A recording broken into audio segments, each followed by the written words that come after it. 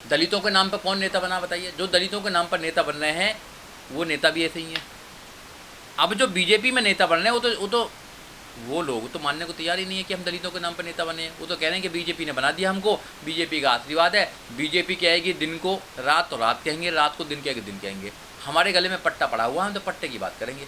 जैसे कहेंगे भूखो तो भूखेंगे, जैसे कहेंगे करेंगे वैसे करेंगे। तो उनसे उम्मीद करना कि वो तुम्हारी लड़ाई लड़ेंगे, अरे ऐसा बेकार की बात है। वो उन्हीं के लोग हैं, वो उनसे ज़्यादा ब्राह्मणवादी लोग हैं, वो उनसे ज़्यादा मनुवादी लोग हैं। आप उनसे उम्मीद करें 131 मेंबर ऑफ पार्लियामेंट चले गए, हमारी बात करेंगे। तुम्हारा असली रिप्रेजेंटेटिव नहीं है वो, समझना पड़ेगा आपको। क्योंकि वो अम्बेडकरवादी नहीं है, वो बुद्ध को मानता ही नहीं है, वो तो उन्हीं की वहीं करते हैं, वो तो सब वही तो कर रहे हैं। वो हमारी लड़ाई क्या? हमारी लड़ाई सामाजिक परिवर्तन से क्या है? जब तक आप अपनी अलग यूनिट नहीं बनाओगे, जब तक आपकी अलग आइडेंटिटी नहीं होगी, जब तक ये शोषण बंद नहीं होगा। अलग आइडेंटिटी बाबा साहब डॉक्टर अम्बेडकर दे के गए हैं आपको, बुद्ध की आइडेंटिटी दे के गए हैं। आप जब तक आपको बुद्ध की प्रैक्टिस नहीं करेंगे, अपने आप को बौद्धिस्ट नहीं मानेंगे, जब तक बात बनने वाली नहीं है। जब तक आप हिंदू रहेंगे तो आप दलित रहेंगे, आप शोषित रहेंगे, आप शूद्र रहेंगे। शूद्र पर हमेशा से सदियों से शोषण होता आया है। उनका ये मौलिक अधिकार बना रखा है कि हम तो इनको शोषण करेंगे। तो जब तक आप बाबा साहब को नहीं मानेंगे पूर्ण रूप से, जब तक काम चलने वाला नहीं है। आज मान जाओ या 1000 साल बाद मानो, मानना तो पड़ेगा ही आपको। शोषण चाहते रहो। कोई मोमबत्ती लेके चला जाता है, कोई झंडा लेके चला जाता है, कोई कैसी, तो जब अपने अपने तरीके से चले तो कुछ समझना पड़ेगा आपको। अगर कोई शोषण होता है तो शोषण की लड़ाई कोर्ट में लड़ी जाती है। कोर्ट में आपके कितने वकील हैं, कितने आपने वकीलों को तैयार करा, कितने आपने ऑफिस बनाए जहाँ से देश में ऐसे अत्याचार होंगे वहाँ की लड़ाई लड़ी जाएगी? कोई करा आपने?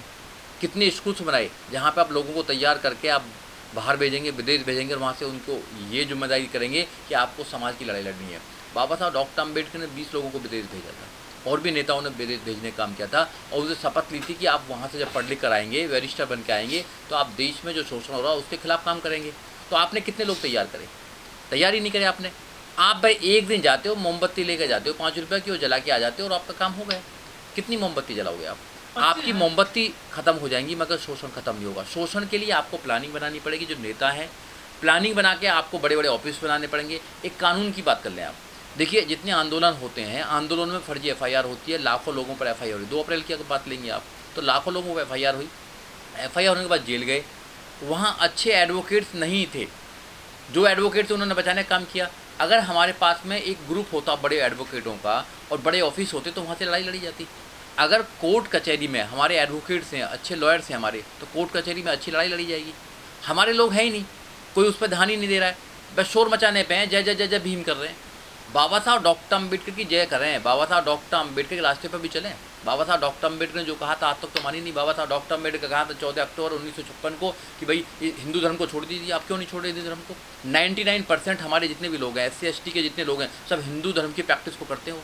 तो जब तक आप हिंदू बने रहेंगे, जब तक शोषण होता रहेगा। आप बुद्ध बने, बुद्ध क्यों नहीं बन रहे आप अपने बच्चों को पढ़ा क्यों रहे हैं? आप जब शोषण के खिलाफ काम नहीं करेंगे तो शोषण तो होता रहेगा आप लोगों पर। शोषण नई बात नहीं है।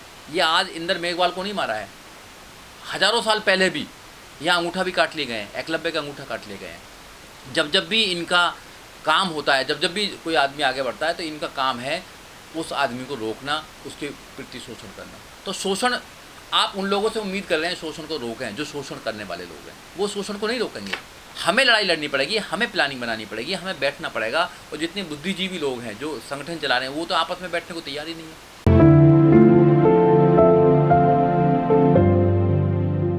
इंदर मेघवाल का जो केस है उसमें FIR हो चुकी है, और न्याय देने का काम जो होता है कोर्ट का काम होता है। कोर्ट में जो पैरवी करेगा वो स्टेट करेगा, उसके वकील होते हैं। तो अच्छी पैरवी होगी तो डेफिनेटली न्याय मिलेगा। मगर देखने में ये आया जहाँ SC ST की बात होती है, वहाँ सरकारें भी जो हैं वो सही काम नहीं करती हैं, और कोर्ट भी कहीं ना कहीं उनका भी जो रवैया होता है वो सही नहीं होता है। तो जो रेशियो है न्याय का वो बहुत कम है। हमें समझना पड़ेगा कि अत्याचार होता क्यों है। क्योंकि अत्याचार जो होता है वो कमज़ोर व्यक्ति पर होता है, जो पैसे से कमज़ोर होता है, जो लोगों की सो कॉल्ड जो अपर कास्ट बोलते हैं, वो बोलते हैं कि भैया ये दलित है। तो उनकी जो मानसिकता है, मानसिकता ये दर्शाती है कि जो कमज़ोर पर वो अत्याचार करते हैं, और उनको ये पता होता है कि जब अत्याचार करेंगे तो सरकार भी हमारा साथ देगी, पुलिस भी हमारा साथ देगी, कहीं ना कहीं न्यायालय भी हमारा साथ देगा। इसलिए अत्याचार बढ़ रहा है। और ये पहला घटना नहीं है। आप देखो डेल्टा मेघवाल है वहाँ पे, उनके साथ शोषण हुआ। जितेंद्र मेघवाल है, मूंचों के नाम पर उसको मार दिया गया। अब ये इंदर मेघवाल है। तो राजस्थान में हुआ, मध्य प्रदेश में हुआ, उत्तर प्रदेश में हुआ, राजस्थान में हुआ, जहाँ जहाँ भी जो मनुवादी मानसिकता के लोग सत्ता में हैं वहाँ पर अत्याचार ज़्यादा हो रहा है। गरीबों पर, SC ST OBC माइनॉरिटी पर अत्याचार हो रहा है।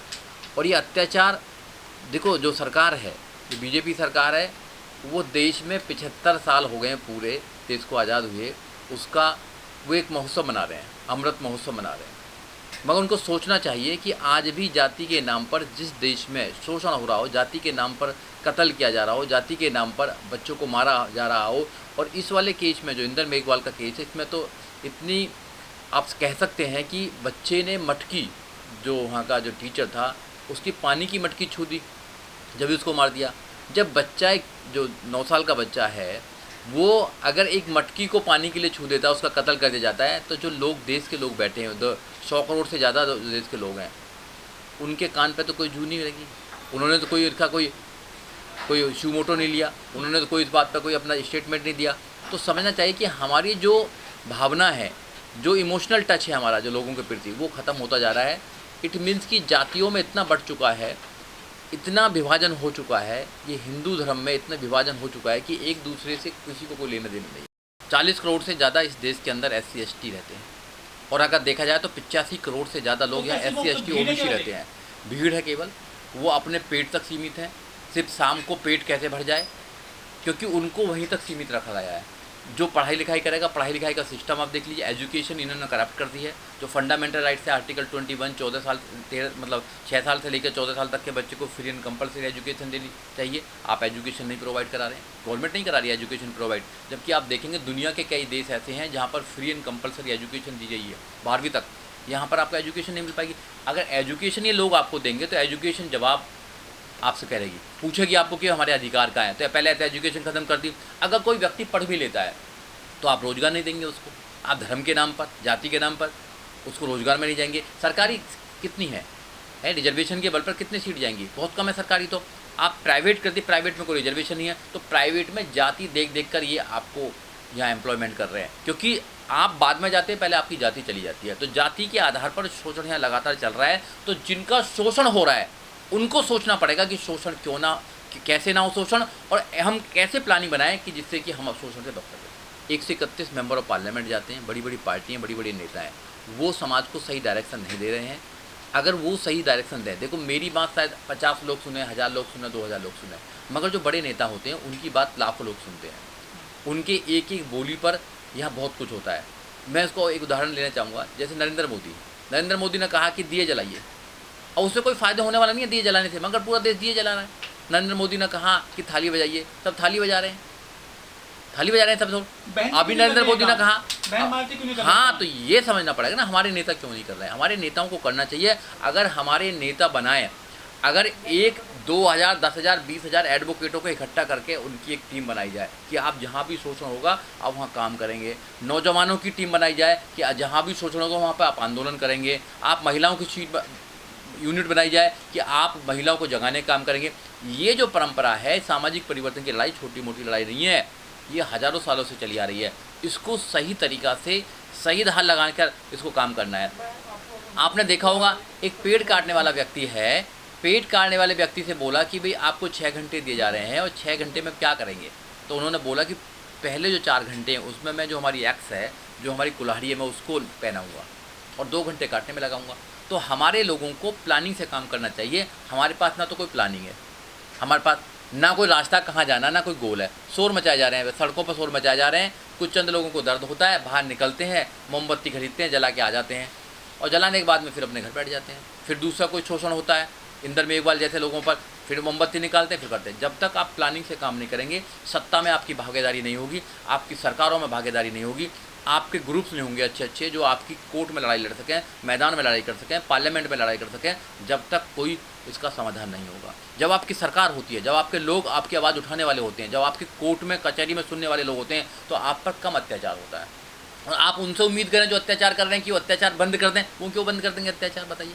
वो अत्याचार बंद नहीं करेंगे, क्योंकि उनकी मानसिकता ऐसी है। उनकी मानसिकता बन चुकी है कि वो आपसे नफरत करते हैं, और इतनी नफरत करते हैं आपसे, इतनी नफरत करते हैं आप सोच भी नहीं सकते हैं। आप भाईचारा फैलाना चाहते हैं, आप हिंदू बनना चाहते हैं, वो बनाने नहीं चाहते आपको मंदिर से निकालेंगे, आपको मूंछों पर मारेंगे, आपका कत्ल करेंगे अगर आप बारात चढ़ाएंगे, आप अच्छे कपड़े पहनेंगे, इवन आप कुछ भी करेंगे और आपसे नफरत ही करेंगे। तो आप उनसे क्यों भाईचारा रखना चाहते हैं, क्यों रखना चाहते हैं भाईचारा? ये आपकी भूल है। आपको अपनी अलग यूनिट बनानी पड़ेगी, जो बाबा साहब डॉक्टर अम्बेडकर कह के गए हैं। अगर आपने बाबा साहब डॉक्टर अम्बेडकर की 14 अक्टूबर 1956 की बात नहीं मानी तो सब ऐसे ही शोषण के शिकार होंगे, एक एक करके सब शिकार होंगे, हो भी नहीं सब शिकार। आपको माननी पड़ेगी। आप बुद्ध क्यों नहीं बनना चाहते? क्यों नहीं बनना चाहते बुद्ध? क्योंकि आपने बाबा साहब डॉक्टर अम्बेडकर को धोखा दिया है, और जो धोखा देते हैं, जिन्होंने अपने 4-4 बच्चों की कुर्बानी दी, उनको धोखा देने का काम किया, आपके साथ ऐसे ही हुआ। कहाँ है 10 लाख संगठन? मुझे तो लगता नहीं 10 लाख संगठन है। अपने अपने घरों में संगठन बना रखे हैं।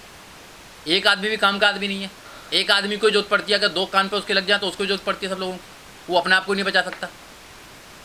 सब ये बेकार की बात है। कोई संगठन नहीं है, एक भी सही रूप से संगठन नहीं बन पाया, क्योंकि एक दूसरे पर विश्वास ही नहीं है। संगठन बनाने के लिए पैसा चाहिए, संगठन बनाने के लिए लोग चाहिए, संगठन बनाने के लिए प्लानिंग चाहिए। ऐसा नहीं संगठन बन जाते हैं। एक भी दलितों का एक भी संगठन सही रूप से प्लानिंग से काम नहीं कर रहा है। उसके बाद प्लानिंग ने एक भी राजनीतिक पार्टी दलितों की वो काम नहीं करी है जो राजनीतिक पार्टी करना चाहिए, नहीं कर रही है। क्या करें बताओ? ये मानव काशीराम साहब ने काम करा, रिजल्ट आया। बहुजन समाज पार्टी ने काम करा, रिजल्ट आया था। एक भी संगठन बताइए वो काम कर रहा हो तो? संगठन एक दूसरे से चल रहे हैं कि ये नेता न बन जाए, ये नेता न बन जाए, वहाँ चला वहाँ चला जाए। अरे आपके पास प्लानिंग नहीं है, आपके पास में एक ही आदमी सब कुछ काम कर रहा है। ऐसे नहीं हो सकता। संगठन एक प्लानिंग होती है, उसमें अलग अलग ग्रुप्स होते हैं, अलग अलग चीज़ों को, अलग अलग फाइनेंस कौन देखेगा, लीगल कौन देखेगा, आंदोलन कौन देखेगा, ठीक है, एजुकेशन कौन देखेगा, बिजनेस कौन देखेगा, सब पूरे विंग्स होती हैं, विंग्स डेवलप की जाती हैं, उसके बाद प्लानिंग बनी जाती है, प्लानिंग से काम होते हैं। आप पूरे दलित, एक हत्या कहीं हो जाती है, एक अत्याचार हुआ, पूरे दलित सारी एनर्जी एक पर लगा देते हैं, उसके बाद में फिर शांत बैठ जाते हैं सारे लोग। हम भी देखते आ रहे हैं बहुत दिन से, आप भी देखते आ रहे हैं, आप पत्रकारिता करते हैं, देखा नहीं आपने? आंदोलन होते हैं, बड़े बड़े आंदोलन होते हैं, हज़ारों लाखों रुपया खर्च करते हैं, उसके बाद क्या होता है? रिजल्ट क्या? जीरो। फिर पता ही नहीं होता कि केस उसमें कचहरी में चल क्या रहा है, कोर्ट में चल क्या रहा है, उस केस में कोई पूछने वाला ही नहीं है। 1-2 एडवोकेट बेचारे करते रहते हैं, वो अपने केस करें और दूसरे केस करें, कोई प्लानिंग नहीं है, कुछ नहीं है। जैसे ही मोमबत्ती जलाने का काम करते हैं, 40 करोड़ लोग हैं, एक मोमबत्ती कितने रुपए की आती है? 5 रुपये की आती है। 40 करोड़ मल्टीप्लाई 5, 20 मतलब 200 करोड़ रुपया। 200 करोड़ रुपया तुम कुछ भी कर सकते हो। आप मोमबत्ती में पैसा जलाएंगे, आप कहीं जलाएंगे, आपकी प्लानिंग है नहीं किसी की बात में। तो आप प्लानिंग से काम करना पड़ेगा। और जिन्होंने पैसे कमा रखा है, जिन लोगों ने पैसे कमा रखा है, वो किसी को सपोर्ट करने को तैयार नहीं है, इसलिए अकेले मर रहे हैं। शोषण होता रहेगा, शोषण के लिए तैयार रहो। अभी तो ये शोषण दिखाई दे रहा है, किसी को मार दिया, मगर जो सरकार शोषण कर रही है वो दिखाई नहीं दे रहा। आपके सारी संपदाएं छीन ली हैं, आपके एजुकेशन छीन ली है, आपकी नौकरी छीन ली है, सब कुछ छीन लिया है। आपको सिर्फ पेट तक सीमित कर दिया है। आप पेट तक सीमित रहो, सिर्फ अपने बच्चों को पालते रहो, ख़त्म कहानी।